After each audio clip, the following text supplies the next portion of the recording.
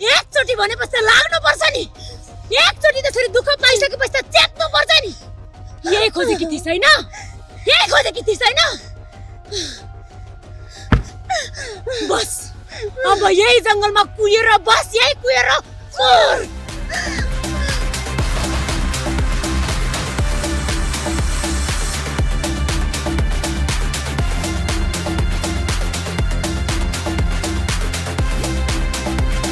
Hold the line.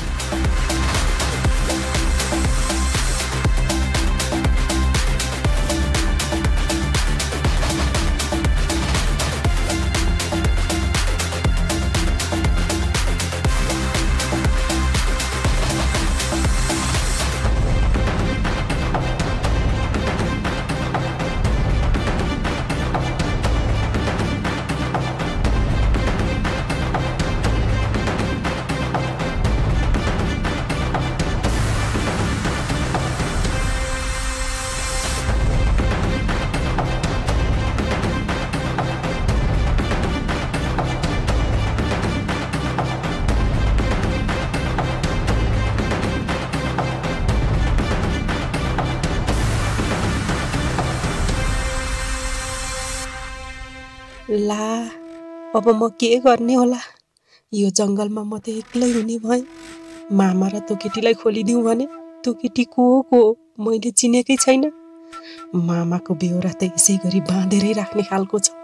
यिनलाई के खोलिदिनु?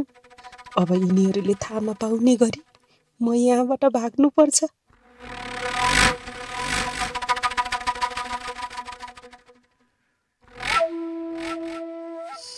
बुढा दाइले बाबुले मैले त्यो पापीलाई उठेर त्यो खोजमा फाल्न लाग्दाखेरि हजुरले नरोक्नु भएको भएदेखि अहिले हामीले यसरी फुटाइ खानै पर्दैन थियो। त्यो खोजमा परेपछि कति दिन त्यहाँबाट उठ्नै सक्दैन थियो। तर हजुर जान्ने भएर हामीले गएर प्रहरीलाई भनिदिउँ, छोडिदेऊ भन्नुभयो। हेर्नु त छोड्दाखेरिको नतिजा के भयो? सबैले फुटाइ खानु पर्यो। त्यत्रो फुटाइ खाएर दुःख पाएर आउनुभयो मान्छे हजुरलाई झन् कति धेरै गाह्रो भयो बुढा।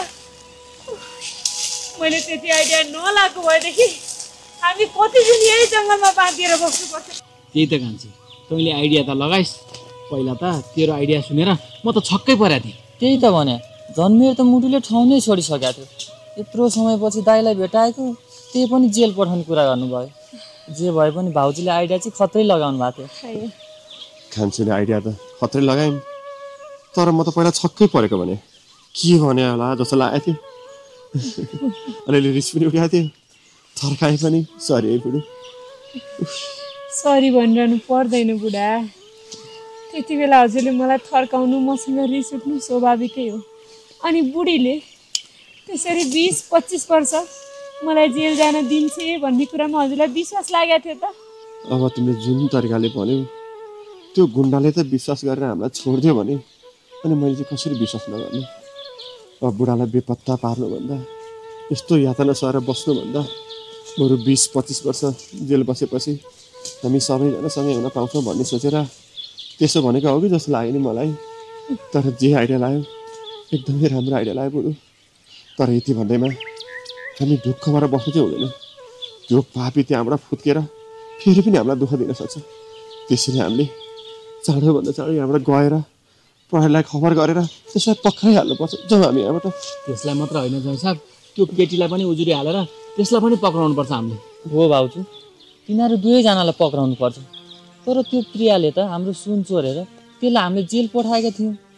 त्यहाँबाट निस्केर यो यहाँसम्म कसरी आइछ? अब तिनीहरूको काम भनेकै अरूको सम्बन्ध बिगार्ने, अरूलाई दुःख दिने, सताउने हो। यही गरी पत्ता लगाइहाल्यो नि। फेरि मिडियामा पनि बोले